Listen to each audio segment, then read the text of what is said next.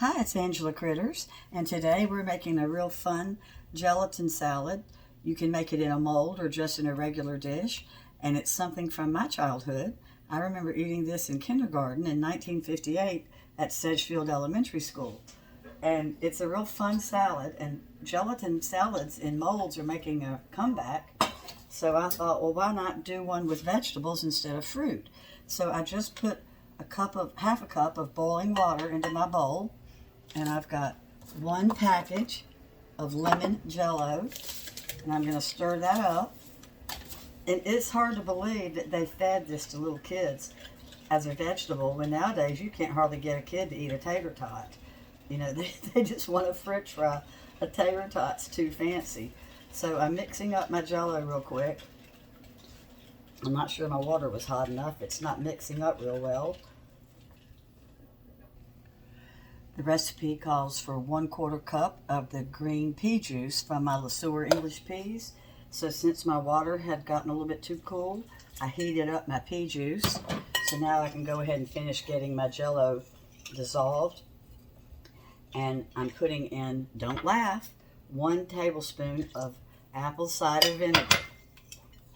And then I'm going to put this in the refrigerator just long enough to go ahead and start to kind of gel, because I'm going to put some really good vegetables in just a second.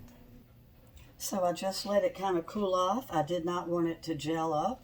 So now I'm going to add in my vegetables. It calls for 1 cup of canned carrots that you cut up. I don't like canned carrots, so I cooked 2 large carrots and cut them up.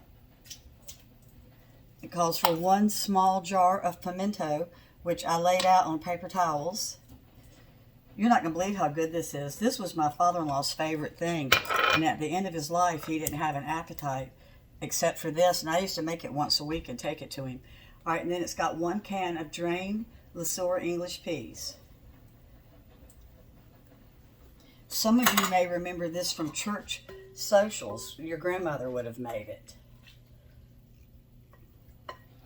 Okay, and then here goes 1 cup of finely chopped celery and 1 small grated up or finely chopped onion. It still kills me that we ate this in school for years. And they would have these little mold cups like this, and it would be on your plate. So I was a vegetarian from a young child, and I didn't like the meat part. So I would trade my meat and get somebody's salad, their vegetable salad, and then I would trade my butter for their fruit plate, because I didn't like butter either. All right, so now I've got all my vegetables in. I'm going to throw in a cup of mayonnaise. All right, I've got it gently stirred up, and I'm pouring it into a Jello mold. I figured it was appropriate, since I'm making a vintage dish, to go ahead and put it in a real mold it's supposed to go in. I'm a little concerned, my Jello, I don't know if my water had gotten hot enough.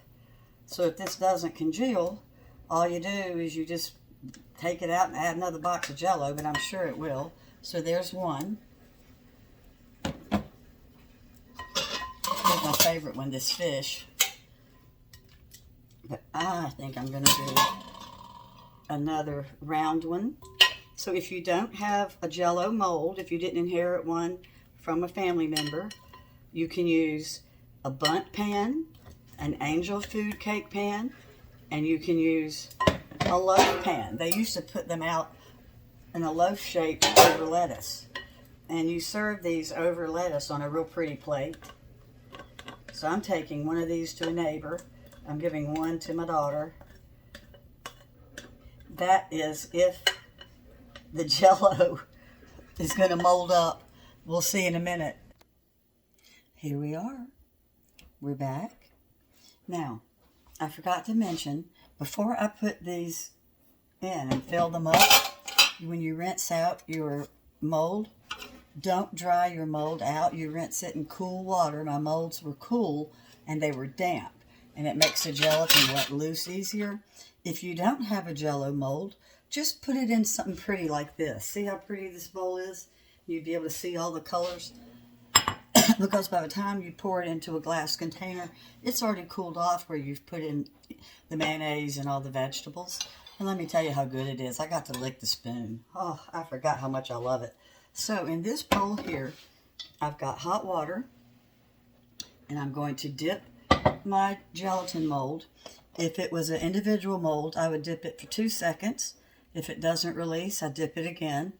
And you have water where if it doesn't release, you use a damp finger and you tap around the edges and it will release that way. So we're going to go ahead and put it in.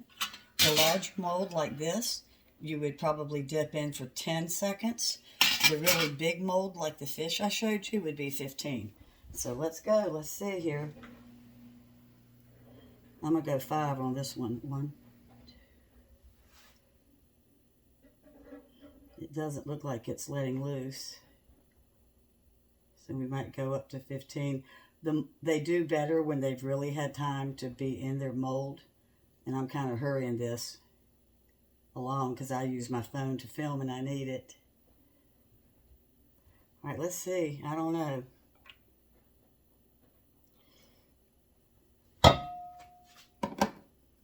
And then you get your plate and you're going to invert the mold.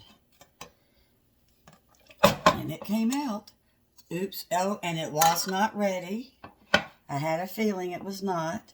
So this is going to go back in the refrigerator, but you can tell it was almost ready. It probably needed another 30 minutes. But we keep it real here. So that being said, I'm not going to show you this one because it definitely won't be ready. Well, listen, thanks so much for watching. And we call this Diane's salad at our house because the relative that we got it from years ago's name was Diane. But it is fabulous. It's my favorite gelatin salad in the whole world. Bye-bye.